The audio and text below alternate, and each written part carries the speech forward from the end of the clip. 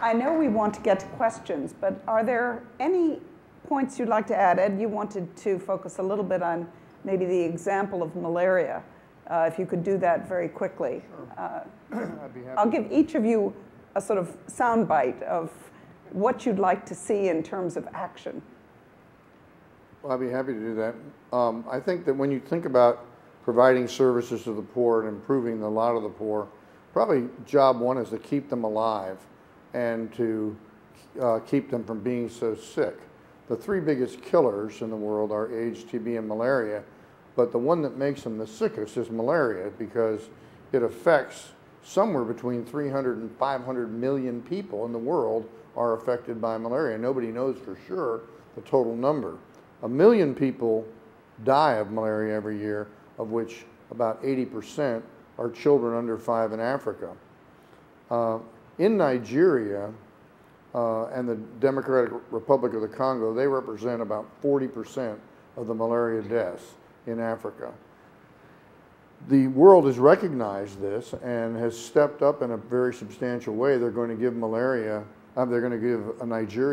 $1.2 billion in the coming several years to control and hopefully eradicate malaria in Nigeria.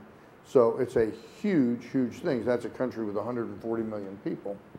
But there is no way that's going to be effective without really strong community involvement. And so this new center that you heard me speak of earlier has been able to help forge an alliance between the Christians in the south and the Muslims in the north, the Muslims represented by the Sultan of Sokoto and the Christians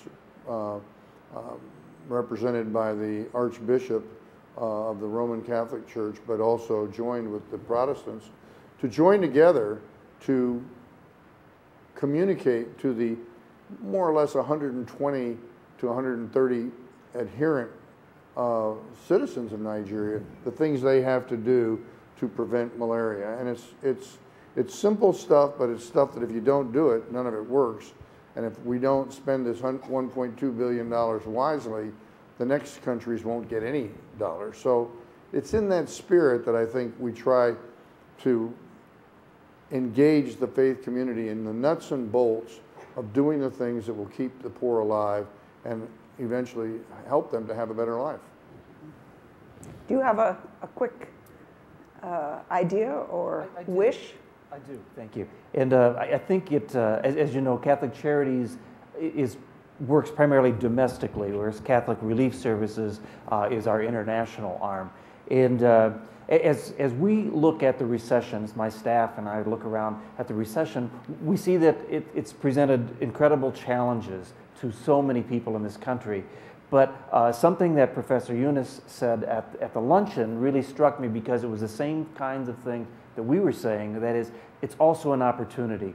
But that every other recession that we have had in this century, basically our goal has been to go back to the status quo, which means that we leave X percent of our population in poverty.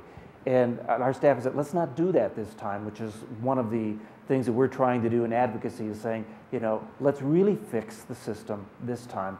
And as my staff analyzed the American Recovery and Reinvestment Act, they were delighted that there actually are a lot of provisions in there that are not only just strengthening the safety net for the increasing number of people who need it, but there really are resources to help build up assets for people so that they're not going to come through the recession living in poverty, that they're going to be able to come out of the recession like everyone else. So I think that as people who are talking about poverty, and especially the moral dimension of poverty, we have an opportunity here. Let's not mess it up. I heard the Reverend Jim Wallace saying recently, a crisis is too good an opportunity to miss. Here you go. David. Well, since I'm a preacher, I'd say my wish would be that those of us in this room, that everybody in this room, we're people of faith and conscience. Each of us should take one step. This is not just a day to kind of sit around and think. What is one thing that we're going to go do differently that's going to help poor people because of this day? Because I think I think God is moving in our time to reduce hunger, poverty, disease. But that movement of God is comprised in part of a lot of little halting steps by people just like us. So my wish is that each of us thinks about this as a jumping off place for, doesn't have to be a big thing that you do differently, but each of us should do something differently because we've been sitting here today. I want to follow up on David. I always try to follow up on David because he's so much smarter than I am. But, you know, what David was saying is very true. Let me give you just a quick example from Catholic Relief Services. I happen to be on the board of that, and I'm very, very proud of that agency.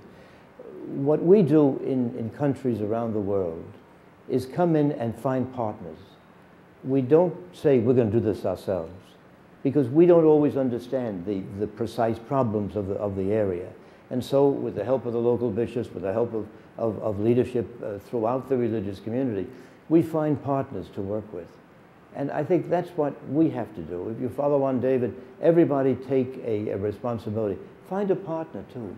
Find someone to work with. And just as an agency like CRS has to find another agency, a local agency to use and to help and to develop, and then to put them on their own so that they can continue, that's what we all have to do.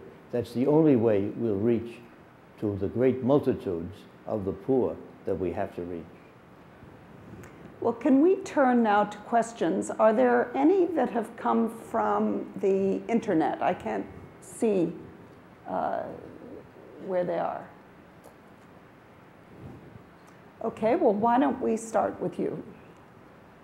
I have a question about the intersection of private enterprise and faith-based organizations. I read recently about Costco and Microsoft, I believe, and some other companies going to Rwanda and forming ties with Rwanda as they help to develop the country. And a lot of that was driven by faith-based organizations. And I'm wondering if you could talk about that just in a larger sense. Ed, do you have an immediate answer on that? Well, I'm not an expert on this, on that subject, but it is the case that in many of the poor countries, what the faith-based community is working on is the same thing that the corporate sector identifies as a real need. As you know, in Rwanda, the Saddleback Church has launched a version of Rick Warren's peace plan as sort of the first laboratory effort. And I think a lot of the corporate and foundation people who understand the problems that country has gone through and the challenges that it has are very interested in seeing that succeed. In Nigeria, in the Niger Delta, you have the oil industry that has been very active in helping. And in some of the other countries, you've had the extractive industries like Anglo-American mining and others collaborating with the faith community in development initiatives. I think there's a very rich potential for partnerships, but there's a need for a lot of communication.